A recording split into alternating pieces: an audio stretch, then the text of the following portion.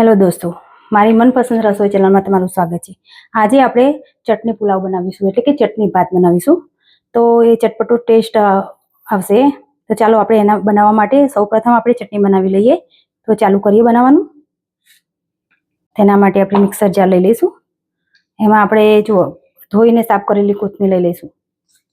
Test પ્રમાણે આદુનો ટુકડો લઈશું અને તીખા મોળા જે મરચાં તમને જોઈતું હોય તીખું એ પ્રમાણે લઈ લઈશું આપણે।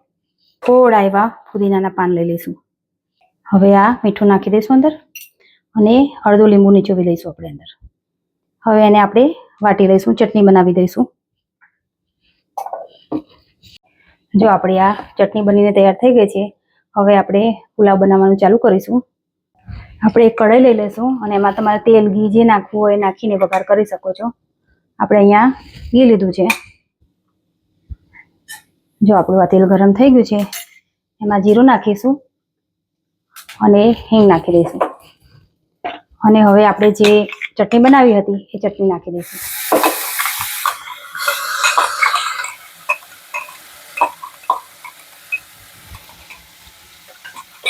અને એને હલાવી દઈશું।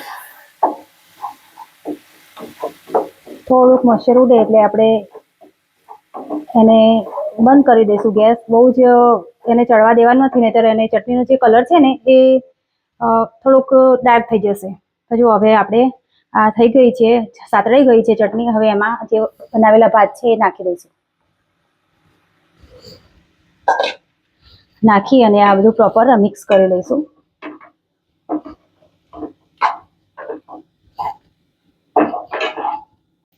હવે અમે થોડું મીઠું નાખીશું। જો આપણે ચટણીમાં મીઠું નાખ્યું છે એટલે થોડું નાખીશું, આપણે ચાખીને નાખી લેવાનું છે। અને જો બસ સરસ આપણી ચટણી પુલાવ તૈયાર થઈ ગયો છે। હવે એને આપણે સર્વ કરી લઈશું। આ ફટાફટ ઇન્સ્ટન્ટ તૈયાર થઈ જાય છે અને આપણને કંઈક ચટપટું ખાવાની ઈચ્છા થાય તો આપણે ફટાફટ બનાવીને બહુ બધા સલાડ અને છાશ કે દહીંની સાથે બનાવીને ખાઈ શકીએ છીએ। તો ચાલો હવે હું આને બની ગયો છે તો સર્વ કરી દઉં। જો આપણા આ ચટણી પુલાવ રેડી થઈ ગયા છે અને આ સરસ ફટાફટ બનાવીને ઇન્સ્ટન્ટ તમે ખાઈ શકો છો। ભાત બનાવેલા હોય તો ફટાફટ બની જાય છે। તો મારી આ રેસીપી તમને પસંદ આવી હોય તો મારી ચેનલને લાઇક, શેર અને સબસ્ક્રાઈબ કરવાનું ભૂલશો નહીં।